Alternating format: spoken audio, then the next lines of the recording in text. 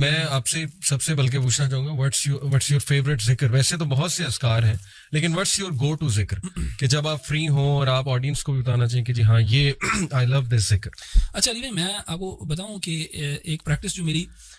پہلے بھی رہی ہے اور اب زیادہ ہو گئی ہے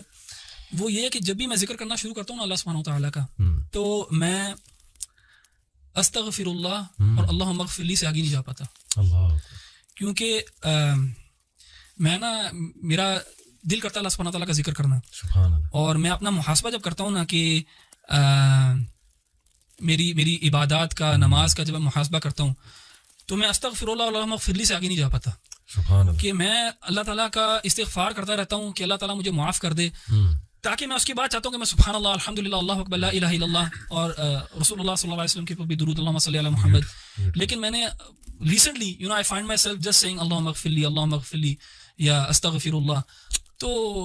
پرسنلی آج کل جو ہے نا اگر میرا ذکر جو سب سے زیادہ یہ ہے تو وہ یہی والا ہے, اور وہ میری پرسنل جو اسٹیٹ ہے آج کل جس میں اپنے آپ کو پاتا ہوں اس وجہ سے. اینڈ اکارڈنگ ٹو دیس جو کثرت سے استغفار کرے گا اللہ اس کے تمام جو ہے وہ. ابن تیمیہ رحمہ اللہ سے کسی نے پوچھا نا کہ اللہ کی تحمید زیادہ بہتر ہے کہ استغفار زیادہ,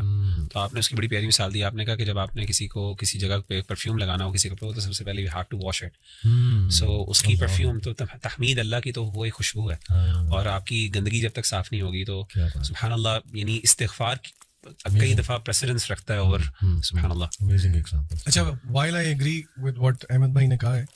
لیکن آن دا کنٹریری اگر آپ دعا دیکھیں یونس علیہ السلام کی تو اس میں آپ کو ایک دوسری پکچر ملتی ہے. میرے لیے پرسنلی جو ہے نا حوقلہ جس کو کہا جاتا ہے, لا حول ولا قوت الا باللہ, یہ بہت امپاورنگ, مجھے بہت امپاورنگ دعا لگتی ہے, کیونکہ اس میں جو ہے نا وہ اس بات ہے اللہ تعالیٰ کی طاقت اور قدرت کا. اور اگر آپ دیکھیں تو یونس علیہ السلام کی دعا میں بھی یہی ہے, یعنی کہ اس میں بھی اس بات ہے لا الہ الا انت سبحانک انی کنت من الظالمین. تو میری گو ٹو پرسنلی, اور کیونکہ حدیث میں آیا بھی ہے کہ عرش کے خزانوں میں سے ایک خزانہ ہے, تو اور ہم نے علماء کو کہتے ہوئے سنا بھی ہے کہ if you want to see miracles happening, یہ کسی حدیث میں نہیں ہے,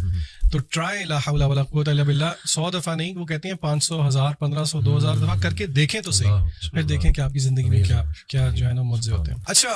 احمد بھائی نے بات کی رمضان کی, قرآن کی اور دعا کی, یہ تو ہے ساری عبادت. اگر آپ پارے کے شروع میں آ جائیں تو اس میں ایک بڑی انٹرسٹنگ چیز ہے, بار بار سائنٹیفک چیزوں کی طرف جانے کو بہت دل کرتا ہے. اللہ تعالیٰ نے قرآن مجید کے اندر جو ہے وہ ایک طریقہ رکھا, اور وہ کس چیز کو ثابت کرنے کے لیے رکھا کہ آخر اللہ کی عبادت کیوں کی جائے, یعنی کہ وہ کیا دعویٰ ہے جس کے بعد اللہ تعالیٰ کہتے ہیں اچھا کیونکہ ایسی بات ہے اسی لیے میری عبادت کرو. اللہ تعالیٰ نے ہمیشہ توحید ربوبیت کو کلیم کر کے آگے پھر کہا ہے دیر فار ورشپ می. کیا مطلب توحید ربوبیت کہ مثلا اللہ تعالیٰ خالق ہیں, اللہ نے یہ پیدا کیا, اللہ نے وہ پیدا کیا. تو میں جن آیات کی طرف اشارہ کرنا چاہ رہا ہوں وہ آیات یہ اس پارے کے بالکل شروع ہی میں ہیں. اللہ تعالیٰ فرماتے ہیں ان فی خلق السماوات والارض واختلاف اللیل والنہار والفلک. لمبی آیت ہے بیسیکلی جس میں اللہ تعالیٰ نے تخلیق کا ذکر کیا,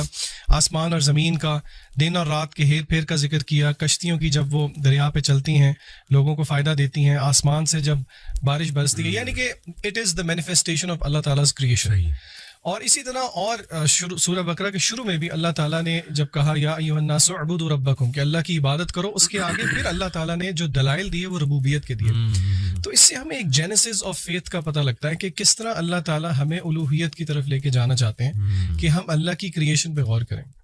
دیکھیے یہ تھیوریٹیکل بات نہیں ہے, آج کل اس کو اگر ہم پریکٹیکلی مینیفیسٹ کریں تو ہم سوچیں کہ وہ کون سی چیزیں ہیں جو کہ ہنڈرنس ہیں میرے اور آپ کے لیے کہ ہم غور و فکر کریں اللہ تعالیٰ کی تخلیق میں.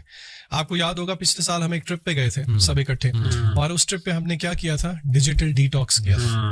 اور ہم نے رات کو بیٹھ کے سب نے لیٹ کے آپ کو یاد ہوگا آسمان کی طرف کوئی گھنٹہ 1.5 گھنٹہ جو ہے وہ تاروں کو آبزرو کیا تھا,